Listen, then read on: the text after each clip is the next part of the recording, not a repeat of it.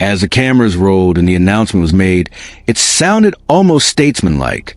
A 7-day ceasefire, a pause in strikes, a gesture, supposedly, of restraint.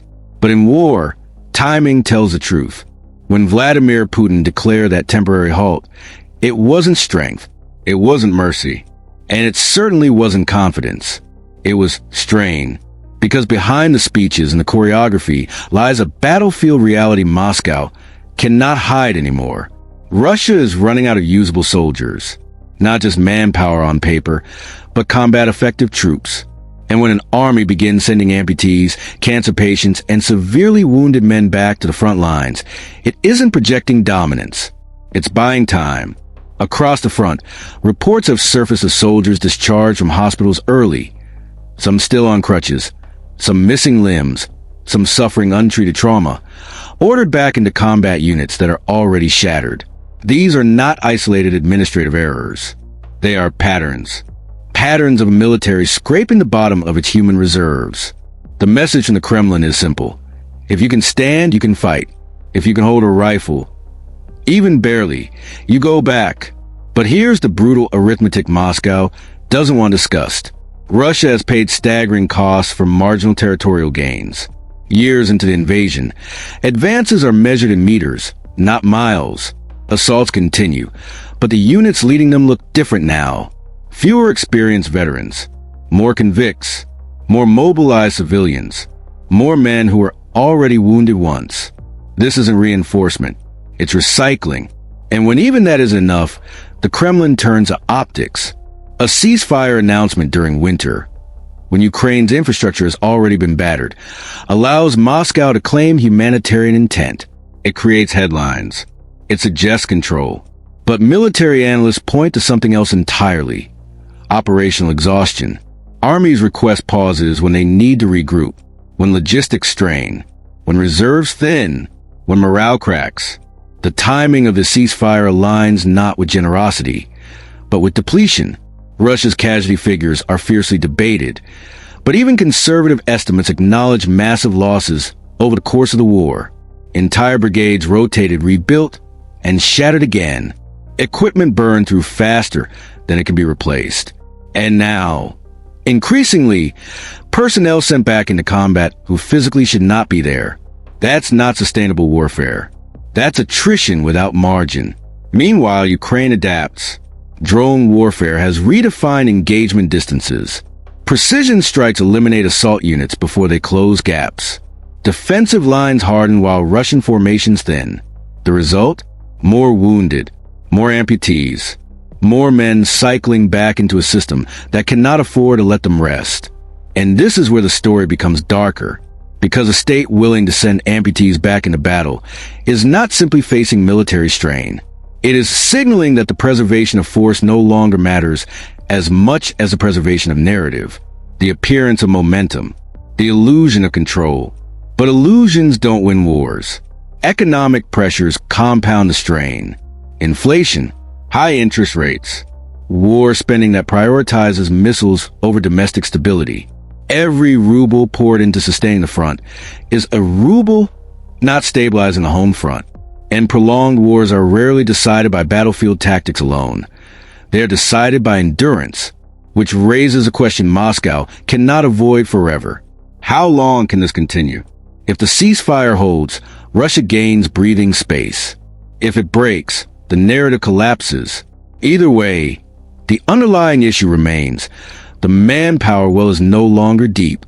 And once an army begins reusing its wounded as frontline fillers, it is approaching what military theorists call a culminating point. The moment where offense becomes impossible to sustain.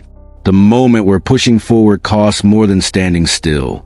The moment where strategy shifts from expansion to survival.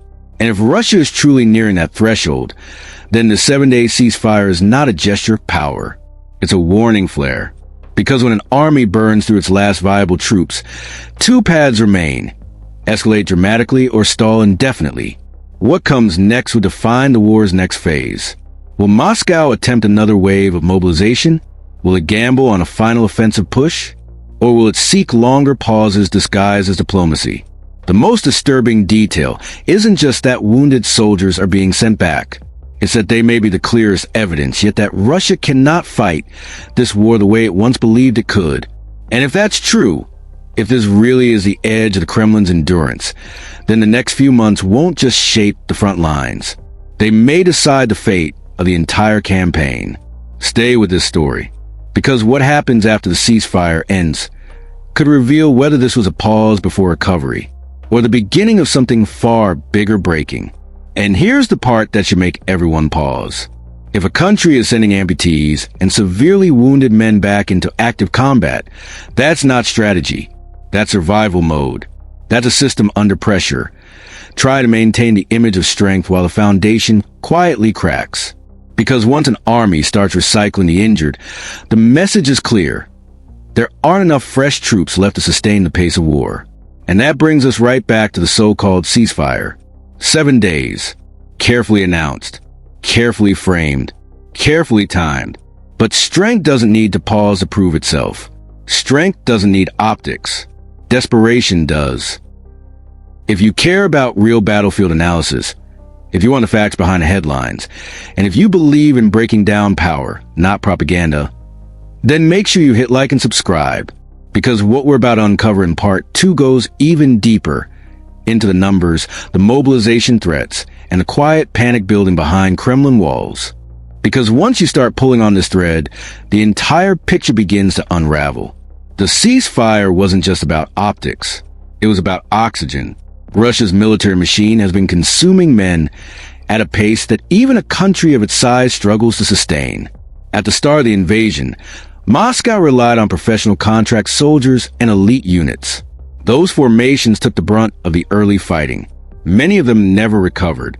Entire airborne regiments that were once considered among the most capable in the Russian military have been rebuilt multiple times over. Rebuilt doesn't mean restored. It means refilled. As casualties mounted, the Kremlin pivoted. Partial mobilization brought in reservists. Prisons were emptied. Short-term contracts were handed out with promises of high pay and pardons. For a time, that pipeline kept the offensive grinding forward. Not decisively, not efficiently, but forward. Now, even that pipeline is under strain. Recruitment targets are harder to meet. Financial incentives keep rising. Regional authorities quietly compete to hit quotas. The average age of new recruits has climbed. Training periods have shortened. And the result is visible on the battlefield. Units with limited cohesion, limited preparation, and limited survivability. This is where the wounded come back into the equation. A soldier who has already been injured once has at least seen combat. He knows the sound of artillery. He understands drone threats. From a purely cynical command perspective, that makes him usable. It doesn't matter if he cannot run properly. It doesn't matter if he struggles to carry equipment. In static trench warfare, commanders may calculate that even limited mobility is enough to hold a position, or to advance a few meters under fire. The logic is brutal. Presence is pressure. If enough bodies move forward, some will reach Ukrainian lines. Some will force ammunition expenditure. Some will reveal defensive positions. And if they fall, replacements follow. It's attrition elevated to doctrine. But attrition only works when you have depth.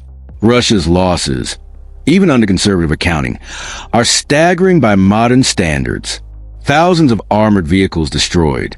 Air assets degraded. And critically, officers lost at rates that disrupt leadership continuity. Replacing equipment is difficult under sanctions. Replacing experienced leadership is harder still. And morale, the invisible factor in every war, erodes quietly. Reports from the front describe units rotated back into combat with minimal rest. Soldiers refusing orders and facing detention. Commanders under pressure to produce measurable gains before political deadlines. The war has become less about decisive breakthroughs and more about incremental territorial symbolism. A village here, a few hundred meters there. Yet each incremental gain costs disproportionately. That's why the ceasefire matters so much. A pause allows exhausted units to reorganize. It allows ammunition stockpiles to be redistributed. It allows commanders to assess how thin their lines have truly become. It allows Moscow to recalibrate. But it also exposes something else. Russia may no longer be able to sustain continuous high-intensity operations without risking systemic failure. If you look at the broader picture, the war has shifted phases. The early blitz failed. The grinding artillery duels followed. Then came the drone era. Cheap, mass-produced UAVs transforming the battlefield into a near-constant surveillance grid. Movement became deadly. Concentration became dangerous. The side that adapts faster gains the edge. Ukraine adapted quickly in drone integration and decentralized strike capability. Russia adapted too, but adaptation under resource pressure looks different. It looks rushed. It looks improvised. And when improvised systems meet sustained resistance, casualties spike. This is where economics loops back into military reality. War spending now consumes a massive share of Russia's federal budget. Defense production has increased, but civilian sectors strain under inflation and high borrowing costs. Factories work around the clock building shells and drones while domestic infrastructure projects stall. The Kremlin can manage public perception for a time. State media controls a narrative. Casualty figures are opaque, but families know when sons do not return. Towns notice when rehabilitation centers overflow. Regional governments feel the pressure when recruitment bonuses soar. Mobilization remains a looming shadow. Another large-scale draft would acknowledge what the ceasefire tries to mask, that voluntary recruitment and recycle wounded are not enough. But mobilization carries political risk. It touches urban centers. It reaches middle-class families. It spreads the burden beyond remote regions and prisons. So Moscow balances on a narrow ledge. Avoid full mobilization. Maintain the illusion of manageable losses. Keep the front moving just enough to claim momentum. Use pauses strategically. But wars of endurance are unforgiving. If Russia cannot generate fresh, capable manpower at the rate losses demand, its offensive capacity will plateau. And once an offensive plateaus in a war like this, the initiative shifts. Not dramatically overnight, but gradually, measurably. This is why the next phase is so critical. A ceasefire can freeze momentum temporarily. It cannot restore structural weakness. It cannot regenerate experienced battalions instantly. It cannot reverse cumulative attrition. The question now is whether this pause is a prelude to escalation, or the quiet acknowledgement that the ceiling has been reached. Because if Russia pushes forward again at the same tempo with the same depleted manpower base, the cost curve steepens even further. And if it slows down significantly, it concedes operational initiative. Either option carries risk. And that's why the story doesn't end with wounded soldiers returning to the trenches. It begins there.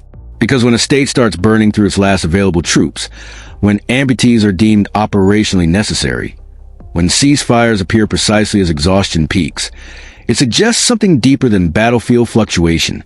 It suggests a system approaching its limits. And if those limits are tested again soon, the consequences won't just be measured in meters gained or lost.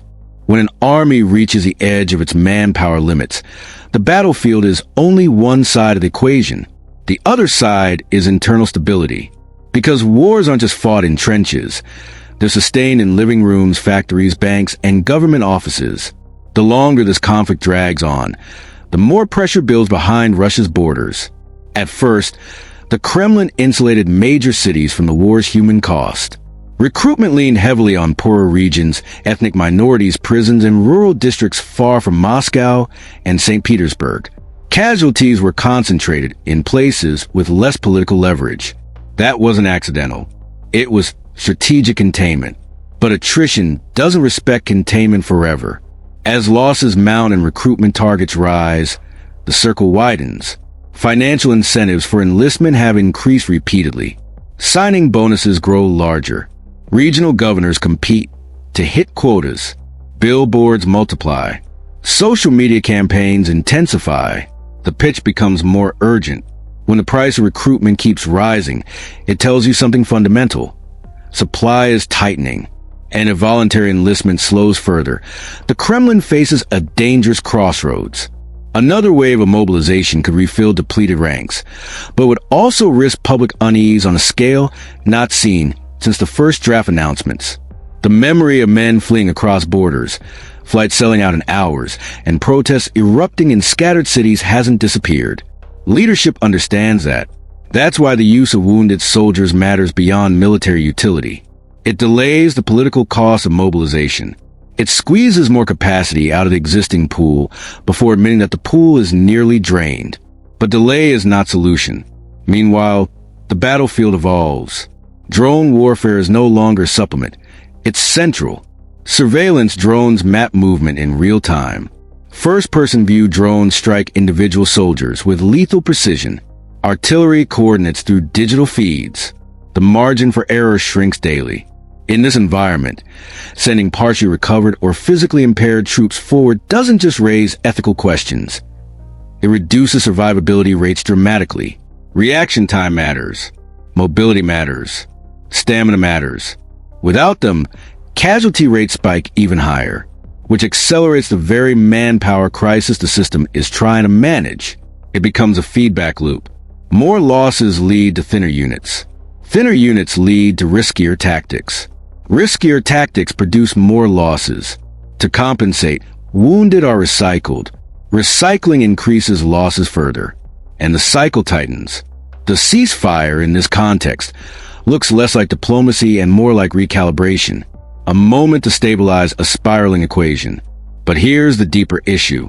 Modern wars are fought not just with soldiers, but with production capacity, ammunition output, drone manufacturing, vehicle repair facilities, sanction resilience, financial liquidity. Russia has shifted its economy heavily toward wartime footing. Defense spending consumes an enormous share of federal resources. Civilian sectors absorb the shock. For a while, that model can function. War spending stimulates certain industries. Factories operate at full capacity. Employment remains stable in defense-linked regions. But structural strain accumulates quietly. High interest rates suppress private investment. Inflation erodes purchasing power. Skilled labor migrates toward military production, hollowing out other sectors. Long-term growth potential narrows. And wars measured in years test economic elasticity. If manpower depletion continues alongside economic tightening, the Kremlin's strategic flexibility shrinks. Every decision becomes higher stakes. Escalation risks international consequences. Stagnation risks domestic dissatisfaction. Negotiation risks perceived weakness. That's why narrative control intensifies. State messaging emphasizes resilience. Victory framing persists. Territorial gains, no matter how small, are amplified. Casualty transparency remains limited. The objective is stability of perception. But perception has limits when reality presses hard enough. Families notice extended deployments. Hospitals fill. Rehabilitation centers expand. Veterans return with visible injuries. Even in tightly managed information environments, cumulative human impact cannot be fully obscured. And this is the point analysts are watching carefully. The convergence of military attrition, economic strain, and recruitment pressure. Individually, each can be managed. Together, they compound. If Russia pushes another large offensive with force structure already stretched thin, losses could spike sharply. If it slows operations significantly, momentum narrative weakens. If it mobilizes broadly, domestic friction increases. If it avoids mobilization, manpower gaps widen. Every path carries cost, which makes the next few months pivotal. Because once an army truly reaches its culminating point, recovery isn't immediate. It requires time, resources, and fresh manpower. And those three variables are precisely what appear most constrained right now. The wounded returning to combat are not just tragic stories. They are indicators. Indicators of how tightly stretched the system has become. Indicators that the margin between operational continuity and systemic stress is narrowing. The ceasefire may buy days. It may even buy weeks of recalculation. But it does not refill hospitals with healthy soldiers. It does not reverse cumulative losses. It does not eliminate the arithmetic of attrition. And if the arithmetic continues trending in the current direction, the next major shift in this war won't be announced in advance. It will reveal itself suddenly, through stalled offensives, through unexpected retreats, through political tremors, or through a drastic escalation designed to break the stalemate at any cost. Not the explosions, not the drone footage, not even the headlines, but the silence between offensives. Because wars are often decided not at the moment of the loudest blast, but at the moment when one side quietly runs out of strength. For months, the battlefield has looked like a brutal equation. Advance a few hundred meters, lose dozens of men. Capture a village, sacrifice a battalion. Rotate units, send them back and thinner than before. And now, recycling the wounded. That's not the behavior of a military overflowing with options. That's the behavior of a machine straining to maintain momentum. The ceasefire, the pauses, the recalibrations, they are not random. They are signals. Signals that the pace of war has reached a threshold, that the cost of every next push is rising, that the reserves once considered deep may not be bottomless after all. But here's the cinematic twist no one talks about. When a state commits fully to attrition warfare, it ties its own stability to the outcome. The longer it grinds forward without decisive breakthrough, the more it consumes its own future, its manpower, its treasury, its industrial flexibility, its political capital. And at some point, the war stops being about what you can take from your opponent and starts being about what you can still afford to lose. Right now, the battlefield feels like it's holding its breath. Units reorganizing, ammunition stockpiles shifting, commanders reassessing, intelligence agencies watching recruitment numbers, economists tracking defense budgets, families waiting for phone calls that may not come. This is a calm tension before the next phase, because one of two things happens from here. Either Russia escalates, commits more men, more equipment, more risk in a decisive attempt to break the deadlock, or the offensive energy begins to plateau. Advances slow, casualty exchanges intensify without territorial payoff, and the narrative of unstoppable momentum quietly erodes. Both paths are dangerous. Escalation risks overstretch. Stagnation risks perception of weakness.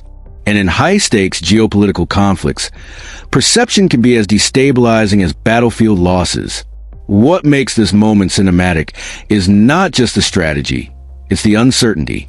We are watching a power test the limits of its endurance in real time, watching how far manpower can stretch, how long an economy can pivot, how much pressure a centralized system can absorb before cracks appear. And those cracks, when they come, don't always appear where you expect. They can show up in recruitment failures, in quiet command reshuffles, in sudden tactical withdrawals framed as regrouping, in abrupt diplomatic pivots. History is full of wars that looked stable until they weren't. And that's why this chapter matters so much. Because if wounded soldiers return to the front are the early warning signs, then what comes next may not be incremental.